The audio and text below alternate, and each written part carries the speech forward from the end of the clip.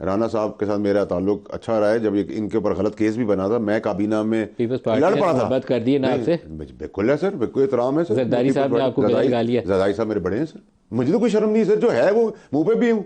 मैं पीठ पीछे ये नहीं कर सकता सर कि पीछे कहूँ सामने जाए कहूँ आप, मैं आप बहुत अच्छे, बाहर जाए कहूँ ये बहुत बुरे। नहीं सर, नहीं। या मैं दुश्मनी करता हूँ, या मैं दोस्ती करता हूँ, या मुखालफत करता हूँ। राना साहब के लिए मैंने जंग लड़ी है मिनिस्ट्री के अंदर, कैबिनेट के अंदर, वजीर आजम के दोनों को कटहरे पे खड़ा किया था मैंने, कहा गलत केस बनाया है। वो और बात है, राना साहब हमारे लिए बोल रहे किसी भी कबीले का भी जिक्र करते हैं, वो क्लिप्स आते रहते हैं हमारे पास। मैं तो इग्नोर इसलिए करता हूँ, राना साहब से मेरा ताल्लुक है, कोई बात नहीं।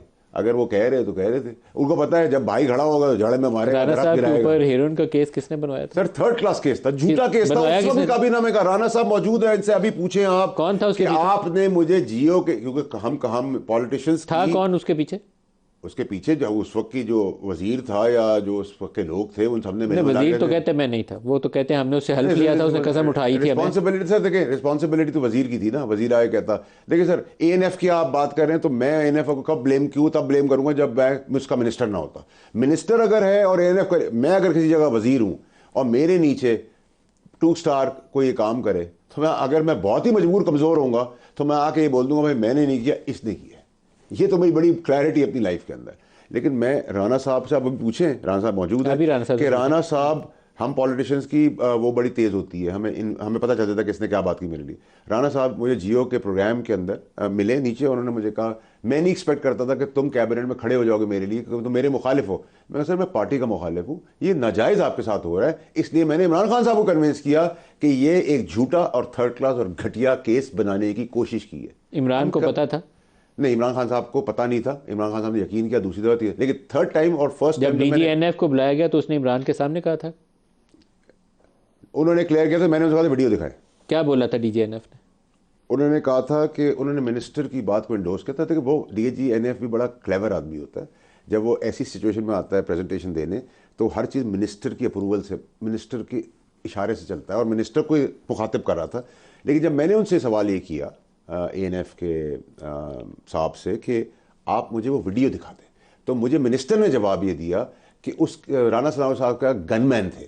तो मैंने कहा अच्छा, तो गनमैन इतने प्राइवेट मेरे पास भी बहुत है अल्लाह की मेहरबानी से, लेकिन क्या मैं स्टेट के ऊपर तान सकता हूँ? तो मेरा बाबरी तान सकता हूँ। राना सनाउल्लाह साहब, आपका अभी रिसेंटली मैंने एक स्टेटमेंट देखा कि ये हीरोइन वाला जब आपके ऊपर वो ड्रामा चाया गया था, तो उसके बाद आपका जनरल बाजवा से इंटरेक्शन हुआ था, वो क्या था?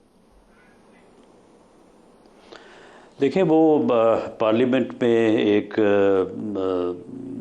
मीटिंग थी, तो उस मीटिंग में जो है वो ये बात हुई थी, और मैंने उनसे कहा था कि ये जो मेरे ख़िलाफ़ केस बनाया गया है, तो ये ऐसा हो नहीं सकता कि एक सर्विंग ऑफिसर जो है वो किसी अदारे की सरबराही कर रहा हो, और वो मामला जो है वो इस नौइयत का हो जिस नौइयत का केस मेरे ख़िलाफ़ बनाया गया था। तो ये आपकी मर्ज़ी के बगैर नहीं हो सकता, और अगर मर्ज़ी के बगैर हो तो फिर वो ऑफिसर जो है वो 3 दिन में घर जा सकता है।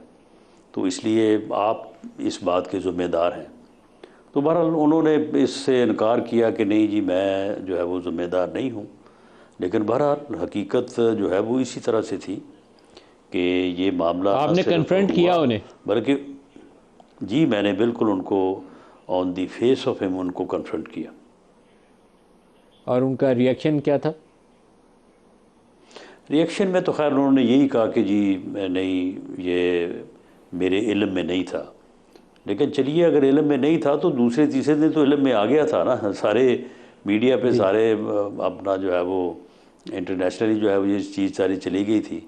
तो उसके बाद अगर वो एक्शन लेना चाहते, या वज़ीर आज़म जो chief executive of the country था, अगर वो ऑन बोर्ड नहीं था, उसकी मर्ज़ी शामिल नहीं थी, तो फिर इसके ऊपर एक्शन हो सकता था। ये केस जो है ये देयर एंड देन जो है वो विड्रॉ हो सकता था, ख़त्म हो सकता था। लेकिन ऐसा तो नहीं हुआ। मैं कोई तकरीबन 6-7 माह जेल में रहा, और उसके बाद फिर मुझे जाके हाई कोर्ट से जो है वो बेल मिली। ट्रायल कोर्ट का जज जो है वो मेरी बेल सुनने के बाद ही वाज अनाउंस करने वाला था मेरी बेल, तो उसको व्हाट्सएप के जरिए जो है वो तब्दील कर दिया गया।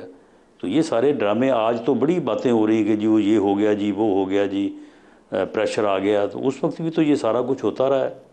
तो उस वक्त जब ये कर रहे थे तो उस वक्त तो कभी इन चीज़ों का ख्याल नहीं आया था।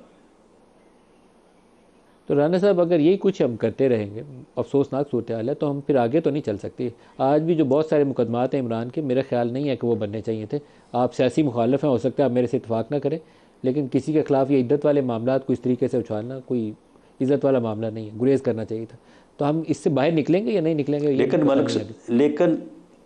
लेकिन मलिक साहब, बात यह है कि इस सूरत हाल से निकलने का इसके अलावा और कोई रास्ता नहीं है। जो हम अब भी कह रहे हैं, 21 अक्टूबर को पूरी कौम के सामने और उस जलसा आम में भी पूरे पाकिस्तान से नुमाइंदगी थी। मियाँ नवाज शरीफ ने ये कहा था कि जब तक हम सब में तमाम पॉलिटिकल पार्टीज़ थी, इस्टेब्लिशमेंट भी थी और जुडिशरी भी थी, कि जब तक हम सब सर जोड़ के नहीं बैठेंगे उस वक्त तक हम मुल्क को इस दलदल से, इस सूरत हाल से नहीं निकाल सकेंगे। आज भी इसका यही हाल है। लेकिन अब आप देखें कि इसका फिर जिम्मेदार कौन है। वो कौन है जो कि बैठने को तैयार नहीं है, जो गुफ्तगू करने को तैयार नहीं है, जो किसी के साथ जो है वो बात करने को तैयार नहीं है। और ये सूरत हाल जो है ये 2014 से 10 साल हो गए हैं कि इस सूरत हाल में इस मुल्क को इस नहज पे जो है ला खड़ा किया है। इसका 10 साल से एक ही हमने इस आदमी मुल्क जिम्मेदार है। को बहुत नुकसान पहुंचा है। हमने 10 साल से इस मुल्क को, राना साहब, बहुत नुकसान पहुंचाया। नहीं, ये एक बंदा नहीं है, पूरी वो सोच है जो नया पाकिस्तान लाने के पीछे कारफरमा थी। 2011 अक्टूबर लाहौर जलसे से उसका आगाज़ हुआ था। तो मैं आपसे भी वाडा साहब इसके ऊपर जानना चाहता हूँ, हमें पाकिस्तान को आगे चलाना है, लोगों को बेहतर करना है कि नहीं करना, कि इसी खेल में लगे रहें? सर, आपको अदालती निज़ाम ठीक करना पड़ेगा, ऑटोमेटिकली सब चीज़ें ठीक होना शुरू हो जाएंगी। और जिन जिनकी उम्र होती जा रही है, जो एक्सपायर्ड होते जा रहे हैं, उनको साइड पे करते हैं, नए लोगों को आने दें। देखिए, जब तक आप नए लोगों को आने नहीं देंगे, कब तक आप गलत चीज़ को जस्टिफाई कर। राणा साहब की पार्टी में कोई ऐसा हो सकता है कि इमरान खान के ऊपर गलत केस हो और खड़ा हो जाए हमारी तरह? मैं इनके लिए खड़ा हुआ था। मैं पीपल्स पार्टी की शर्जील की मिस हैंडलिंग में खड़ा हो गया था। सर, आपका ज़मीन है ना, आपकी मुखालफत है, लेकिन जो गलत है वो गलत है, किसी के साथ भी गलत हो। इनके घर के ऊपर कोई बात हुई थी, हमने आके टीवी पे कहा था कि बकवास बात है, कि ऐसी घटिया बात करनी नहीं चाहिए। इनकी फैमिली हमारी फैमिली है, हमारे इख्तलाफत 100 हो सकते हैं किसी के साथ, लेकिन इनका घर हमारा घर है, आपका घर हमारा घर है। पीटीआई के घर में भी कोई चीज़ होगा, हमारा घर है, उनकी माँ बहन बेटियाँ हमारी माँ बहन बेटी हैं। इख्तलाफ आप दुनिया से कर सकते हैं सर, तरीका इख्तलाफ होना चाहिए। आप लड़ाई, दुश्मनी, मार धाड़, गालम करो, चार दीवारी का फ़र्क ख़त्म कर दें। देखिए, लीडर जब इन पीछे से थपकी लगाता है ना, तो रॉकेट की तरह वर्कर आगे जाता है, उसकी स्पीड रॉकेट से ज़्यादा तेज होती है। यही लीडर्स हमने एक्सप्लॉइट किया, हर पॉलिटिकल पार्टी ने, whether was PTI, Noon league, peoples party और any MKM for that matter. आगे निकलना है हमने कि नहीं निकलना? निकलने के लिए अदालती निज़ाम ठीक करें, अपनी पार्टियों में खड़े हो जाएं, जब गलत इकदाम होने लगे अपने लीडर को झंझोड़े, रोकें। अगर आप मुखलिस से राणा साहब से पूछे ना, आप राणा साहब ने मुझे कहा था, नहीं कहा था, मैं तो उस वक्त राणा साहब को जानता भी नहीं था कि आपने मेरे लिए बात की है, मैं शुक्रिया अदा करता।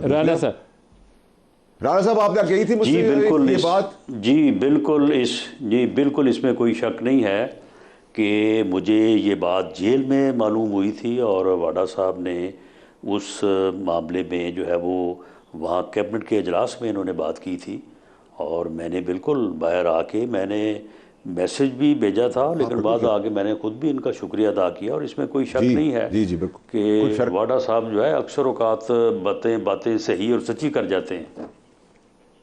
अक्सर औकात, हमेशा नहीं कहते, अक्सर औकात कहते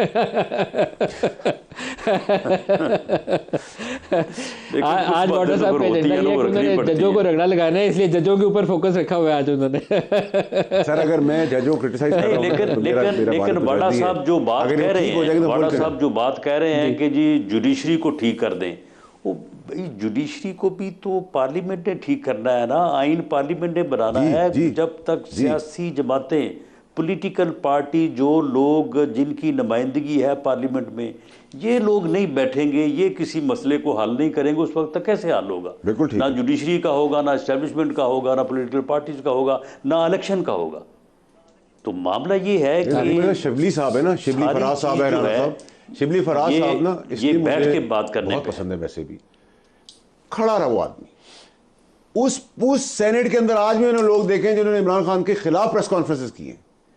9 मई के अंदर मुलव्विस होने के बाद खिलाफ सब कुछ खान पे डाला है और उसी कुर्सी पे बैठे हैं। तो कम से कम मुझमें इतनी करेज तो थी कि मैंने वो सीट भी वापस की। और मैं उस वक्त खान साहब की पार्टी से निकाला गया जब खान साहब चांद पे थे और पार्टी सितारों पे खड़ी थी। मैं आज उनकी शक्लें देख के सोच रहा था, 3 शक्लें बना के बैठे। शिबली फराज की मैं इसलिए इज्जत करता हूँ कि वो खरा आदमी है। उस वक्त भी खरा था, आज भी खरा है, और वेल डिजर्व पोजीशन पे बैठा जाता है। अच्छा, शिबली फराज तो अहमद फराज का बेटा है, अगर कोई 2 नंबर काम करेगा तो मैं खुद उनसे बड़े बाप पूछूंगा का कि आपने बेटा है, किया। लेकिन खुद भी अच्छा इंसान है। लेकिन आपकी पाकिस्तान तहरीक इंसाफ के अंदर आप तो अब उसका हिस्सा नहीं है। अभी तक जो सूरत हाल है, मुझे लगता है 4 अलग-अलग ग्रुप हैं उसके अंदर, सारे अपनी अपनी गेम कर रहे हैं, 4 को ग्रुप बने हुए सर हैं। हमने तो पहले ही बात कही थी, अब अभी भी खान साहब नहीं समझ रहे, तो फिर हम तो गलत नहीं हुए ना सर। हम तो आज भी उनके सबक पढ़ाए हुए खड़ा हूं मैं, वो भूल गए। आज भी वो पहले गंदों से निकले, फिर गंदों में फंस गए। आज 4 नहीं सर 6 ग्रुप्स हैं उसके अंदर। पार्टी तितर बितर कर कौन कौन से ग्रुप हैं? उमर चीमा जैसे आदमी को आपने पार्टी के अंदर टिकट नहीं दिया। आप क्या जस्टिफिकेशन की बातें कर रहे तो हैं? उसका नाम भी कोई नहीं लेता। वो हथकड़ियों में उसकी मैंने कुछ दिन नहीं पहले सर, दाढ़ी वो बंदा बड़ी ठीक तस्वीर है देखी, सर, वो बंदा ठीक है। उसका आपकी जमात में आप फिर आप यही कह तो देते प्रॉब्लम है ना पीटीआई सर। के बंदे उसका नाम भी नहीं लेते। सर इसलिए नहीं लेते ना कि इनसिक्योर है, मुनाफकत है। पीटीआई में आपको दुश्मन की जरूरत नहीं, खान को गिराने वाली भी पीटीआई है। खान हम सबको घसीटने के लिए बाजार का आदमी नहीं चाहिए, कोई और पॉलिटिकल पार्टी नहीं चाहिए। ये सब आपने भूखों के आगे पराठा रख दिया था। प्रॉब्लम ये हुई है। तो मामला ये है कि शिबली साहब है ना, शिबली सारी फराज साहब है, चीज़ जो राणा है, साहब, शिबली फराज ये- साहब ना, ये इसलिए बैठ मुझे के बात करने बहुत पे। पसंद है। वैसे भी खड़ा रहा वो आदमी। उस सेनेट के अंदर आज भी उन्होंने लोग देखे हैं जिन्होंने इमरान खान के खिलाफ प्रेस कॉन्फ्रेंसेस की हैं। 9 मई के अंदर मुलव्विस होने के बाद खिलाफ सब कुछ खान पे डाला है और उसी कुर्सी पे बैठे हैं। तो कम से कम मुझ में इतनी करेज तो थी कि मैंने वो सीट भी वापस की। और मैं उस वक्त खान साहब की पार्टी से निकाला गया जब खान साहब चांद पे थे और पार्टी सितारों पे खड़ी हुई थी। मैं आज उनकी शक्लें देख के सोच रहा था, 3 शक्लें बना के बैठे। शिबली फराज की मैं इसलिए इज्जत करता हूँ कि वो खरा आदमी है। उस वक्त भी खरा था, आज भी खरा है, और वेल डिजर्व पोजीशन पे बैठा जाता है। अच्छा, शिबली फराज तो अहमद फराज का बेटा है, अगर कोई 2 नंबर काम करेगा तो मैं खुद उनसे बड़े बाप पूछूंगा का कि बेटा आपने है, किया। लेकिन खुद भी अच्छा इंसान है। लेकिन आपकी पाकिस्तान तहरीक इंसाफ के अंदर आप तो अब उसका हिस्सा नहीं है। अभी तक जो सूरत हाल है, मुझे लगता है 4 अलग-अलग ग्रुप हैं उसके अंदर, सारे अपनी अपनी गेम कर रहे हैं, 4 को ग्रुप बने हुए सर हैं। हमने तो पहले ही बात कही थी, अब अभी भी खान साहब नहीं समझ रहे, तो फिर हम तो गलत नहीं हुए ना सर। हम तो आज भी उनके सबक पढ़ाए हुए खड़ा हूं मैं, वो भूल गए। आज भी वो पहले गंदों से निकले, फिर गंदों में फंस गए। आज 4 नहीं सर 6 ग्रुप्स हैं उसके अंदर। पार्टी तितर बितर कर कौन से ग्रुप हैं? उमर चीमा जैसे आदमी को आपने पार्टी के अंदर टिकट नहीं दिया। आप क्या जस्टिफिकेशन की बातें कर तो रहे हैं? उसका नाम भी कोई नहीं लेता। वो हथकड़ियों में उसकी मैंने कुछ दिन नहीं पहले सर, दाढ़ी वो बंदा बड़ी ठीक तस्वीर है देखी, सर, वो बंदा ठीक है। उसका आपकी जमात में आप फिर आप यही कह तो देते प्रॉब्लम है ना पीटीआई सर। के बंदे उसका नाम भी नहीं सर लेते। इसलिए नहीं लेते ना कि इनसिक्योर है, मुनाफकत है। पीटीआई में आपको दुश्मन की जरूरत नहीं, खान को गिराने वाली भी पीटीआई है। खान हम सबको घसीटने के लिए बाजार का आदमी नहीं चाहिए, कोई और पॉलिटिकल पार्टी नहीं चाहिए। ये सब आपने भूखों के आगे पराठा रख दिया था। प्रॉब्लम ये हुई।